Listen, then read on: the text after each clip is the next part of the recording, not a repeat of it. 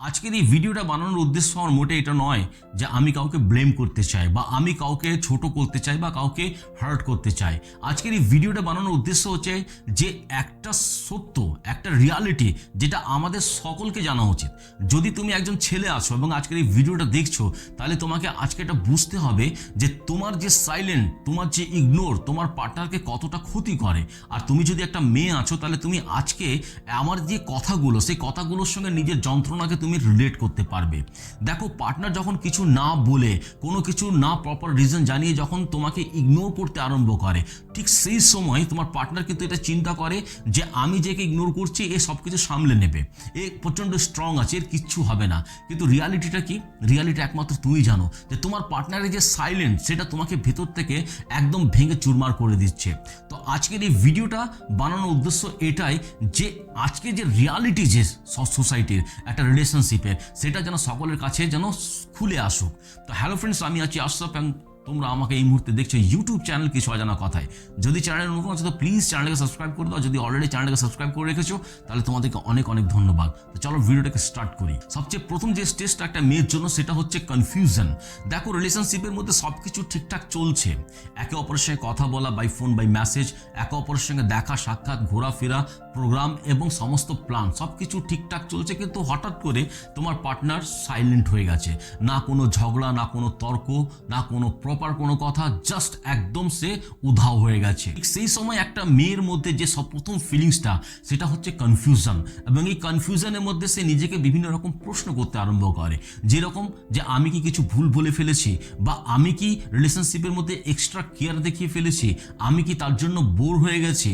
এই নানা ধরনের প্রশ্ন সে নিজেকে করতে লাগে। আর এই সমস্ত প্রশ্নগুলোর মধ্যে একটা জিনিস তুমি খুঁজে পাবে যে সে কোনো জায়গায় কিন্তু নিজের পার্টনারকে কিন্তু ব্লেম করছে না, সে সবসময় কিন্তু নিজের দোষটাই কিন্তু খুঁজে বেড়ানোর চেষ্টা করছে। আসলে কি জানো তো, যে একটা ইমোশনাল সিনসিয়ার মেয়ে সবসময় এইরকম সিচুয়েশনের জন্য নিজেকে প্রথম ব্লেম করতে লাগে। আর এবার আসে সেকেন্ড স্টেজ, এবং এই সেকেন্ড স্টেজটা হচ্ছে ওভার থিঙ্কিং। আর ওভার থিঙ্কিং হচ্ছে ডিপ্রেশনের প্রথম স্টেজ। আর ডিপ্রেশন সেই জায়গা যেখানে অনেক মানুষের জীবন কিন্তু শেষ হয়ে গেছে, একদম শেষ। অনেক মানুষ কিন্তু এই পৃথিবী ছেড়ে চলে গেছে ডিপ্রেশনের জন্য। তো এটা কিন্তু খুব ডেঞ্জারাস সিচুয়েশন।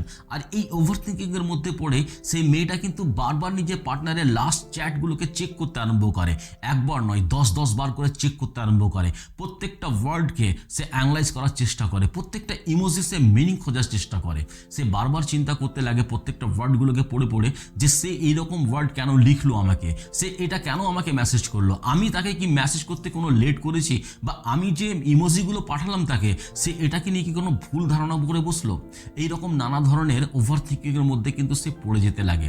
অ্যাকচুয়ালি সবচেয়ে বড় কথা কি জানো তো, যে একটা মেয়ের জন্য রিজেকশনটা যত পেনফুল নয়, তার থেকে বড় পেনফুল হচ্ছে তার পার্টনারে ইগনোর করাটা, তার পার্টনারের সাইলেন্ট হয়ে যাওয়াটা।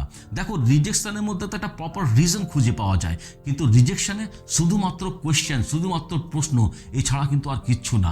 তো এই জন্য এই সেকেন্ড স্টেজটা হচ্ছে ওভার থিঙ্কিং, যে সেখানে সবসময় কিন্তু চিন্তা করতে আরম্ভ করে। আর এই ওভার থিঙ্কিংয়ের পরের স্টেজটা হচ্ছে কি, সেলফ ডাউট, মানে নিজের ভ্যালুর উপরে প্রশ্ন তোলা। দেখো, অনেকদিন কনফিউশন, তারপরে ওভার থিঙ্কিং, এবার স্টেজটা চলে এলো কি, সেলফ ডাউট। এই সেলফ ডাউটের মধ্যে পড়ে সে নিজেকে প্রশ্ন করতে লাগবে, সে নিজেকে ডাউট করতে লাগবে নিজের কোয়ালিটির উপরে, নিজের ভ্যালুর উপরে, যে আমি কি তার জন্য যথেষ্ট নই, আমি কি অ্যাট্রাকটিভ নই, আমি কি রিলেশনশিপের মধ্যে কি নিডি ফিল হচ্ছি, আমি কি তার জন্য যথেষ্ট নয়, তার লাইফে কি আমার থেকে বেটার কেউ আছে। এই নানা ধরনের কথা তার মাইন্ডের মধ্যে কিন্তু ঘুরতে লাগে। ধীরে ধীরে সেই মেয়েটা যা সেলফ ওর্থটা, ছেলেটার যে বিহেভিয়ার, তার সঙ্গে কিন্তু কানেক্ট হতে আরম্ভ করে। এর মানেটা কি, যে সেলফ ওর্থটা সেই ছেলেটার বিহেভিয়ারের সঙ্গে কানেক্ট হওয়া। দেখো, প্রত্যেকটা ছেলে যখন নিজের পার্টনারের ভ্যালু করে, নিজের পার্টনারের ইমোশন ফিলিংসকে যখন সে রেসপেক্ট করে, তখন সেই মেয়েটা কিন্তু নিজেকে ভ্যালুয়েবল মনে করে, ইম্পর্টেন্ট মনে করতে আরম্ভ করে। মানে সে কোনো না কোনো জায়গায় নিজেকে অ্যাট্রাকটিভ মনে করতে লাগে। কিন্তু যখনই তার পার্টনার তাকে ইগনোর করতে আরম্ভ করে, তখন সেই মেয়েটা কিন্তু সেলফ ডাউটের মধ্যে পড়ে যায়। কীরকম, যে সে নিজেকে অ্যাট্রাকটিভ মনে করাটা বন্ধ করে দেয়। সে ভাবে যে আমি এর জন্য যথেষ্ট নই, আমি এর জন্য উপযুক্ত নয়। তো এইভাবে তুমি যখন তাকে এইরকমভাবে সাইলেন্ট ট্রিটমেন্টটা দিচ্ছ, তখন সেই মেয়েটা কিন্তু নিজের যে সেলফ ওর্থটা, সেই ছেলেটার বিহেভিয়ারের সঙ্গে কিন্তু নিজেকে অ্যাটাচ করতে লাগে। আর এটা কিন্তু রিলেশনশিপের মধ্যে এই পজিশনে সবচেয়ে ডেঞ্জারাস জিনিস। অথচ কিন্তু সত্য কিন্তু এটা নয়। সত্যটা হচ্ছে কি, যখন কোনো ছেলে নিজের প্রপার রিজন ছাড়া নিজের পার্টনারকে যখন ইগনোর করতে লাগে, তখন প্রবলেমটা সেই মেয়েটার ভ্যালুর না, প্রবলেমটা হচ্ছে সেই ছেলেটার ইমোশনাল ম্যাচুরিটির। আর ফোর্থ যে স্টেজটা সেটা হচ্ছে ইমোশনাল অ্যাটাচমেন্ট। দেখো, সে এতদিন কনফিউজ, তারপর ওভারথিঙ্ক, এখন সে সেলফ ডাউটের মধ্যে কিন্তু নিজেকে পড়ে ফেলেছে।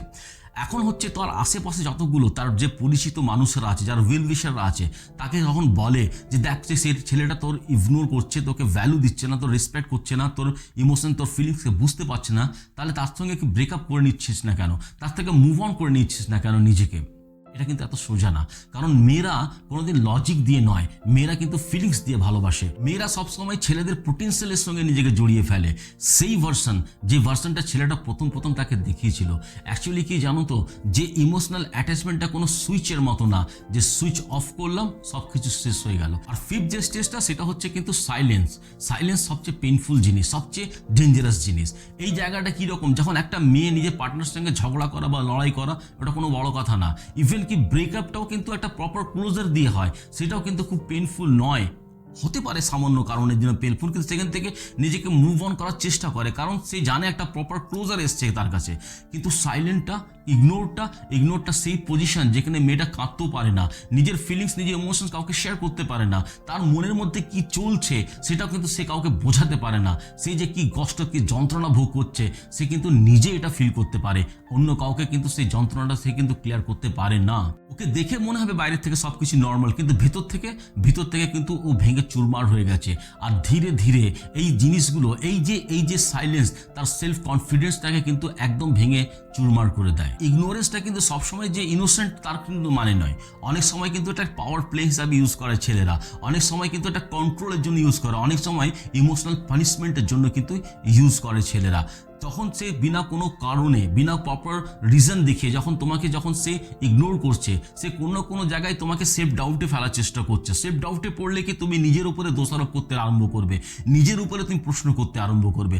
আর তখনই হয় কি ইমোশনাল ম্যানিপুলেশন, যখন একটা মেয়ে নিজেকে যখন দোষারোপ করতে লাগে যে আমি যথেষ্ট নই, আমি অ্যাট্রাকটিভ নই, আমি বেশি করে ফেলেছি, আমি বেশি তাকে কেয়ার করে ফেলেছি, এরকম নানা ধরনের যখন সেলফ ডাউটের মধ্যে পড়ে, তখন কিন্তু এটা ইমোশনাল ম্যানিপুলেশন, যে ইমোশনালি তোমাকে কন্ট্রোল করার চেষ্টা করছে। আর তুমি যদি এখন এই মুহূর্তে ভিডিওটা দেখছো আর তুমি একটা ছেলে আছো, তাহলে তোমাকে কিন্তু এটা বুঝতে হবে যে তুমি যখন তাকে ইগনোর করছো, তখন কিন্তু সেই মেয়েটা কিন্তু উইক নয়, সেই মেয়েটা কিন্তু ড্রামেটিক নয়, সেই মেয়েটা একটা সিনসিয়ারলি ভাবে সেই জিনিসগুলোকে ফিল করছে। আর তুমি যদি এই রিলেশনশিপের মধ্যে ইন্টারেস্টেড নও, তুমি যদি চাও না যে রিলেশনশিপটাকে আরো এগিয়ে নিয়ে যেতে, তাহলে একটা প্রপার ক্লোজার দিয়ে তার সঙ্গে কথা বলে রিলেশনশিপটাকে এখানে শেষ করে দাও। কারণ জানো তো, ইগনোরেন্স এবং সাইলেন্স এইটা সবচেয়ে ডেঞ্জারাস এবং সবচেয়ে খতরনাক জিনিস হচ্ছে রিলেশনশিপের মধ্যে একটা মেয়ের জন্য কিন্তু।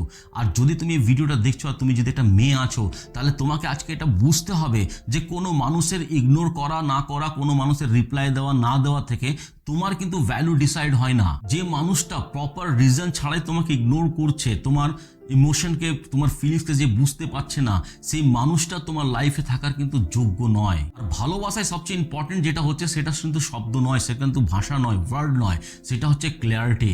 আর একটা রিলেশনশিপের মধ্যে যদি তুমি কোনো ক্ল্যারিটি খুঁজে পাচ্ছ না, তখন সেই মুহূর্তে নিজের সেলফ রেসপেক্টটাকেই সবচেয়ে বেশি মূল্য দেওয়া তোমার জন্য সবচেয়ে বড় লাভ, সবচেয়ে বড় ভালোবাসা কিন্তু নিজেকে ভালোবাসাটা। আশা করি ভিডিওটা তোমাদেরকে বোঝাতে আমি পেরেছি। যদি একটা ছেলে হয়ে থাকো, তাহলে তোমাকে কি করা উচিত না, এবং যদি তুমি একটা মেয়ে, তাহলে তুমি আজকে এই ভিডিও থেকে নিজের যে যন্ত্রণা, সেটা কিন্তু তুমি রিলেট করতে পারছো যে আমি কতটা ঠিক বলছি আর কতটা ভুল বলছি। আশা করি ভিডিওটা তোমাদের লাইফে হেল্পফুল হবে, এবং এই হেল্পফুলের জন্য যদি তোমাকে মনে হয় যে ভিডিওটা ভালো, তাহলে অবশ্যই একটা লাইক করবে, কমেন্টে আমাকে অবশ্যই জানাবে ভিডিওটা তোমাদেরকে কেমন লাগলো। আর যদি তোমার মনে হয় যে এই ভিডিওটাকে শেয়ার করা দরকার, তবে অবশ্যই নিজের ফ্যামিলি, ফ্রেন্ডস এবং নিজের রিলেটিভদের সঙ্গে এই ভিডিওটা অবশ্যই শেয়ার করো। চ্যানেলে যদি নতুন আছো তো প্লিজ চ্যানেলটাকে সাবস্ক্রাইব করে দাও। যদি অলরেডি চ্যানেলটাকে সাবস্ক্রাইব করে রেখেছো, তাহলে তোমাদেরকে অনেক ধন্যবাদ। সকলে ভালো থাকো, অনেক আনন্দ থাকো। Thank you very much.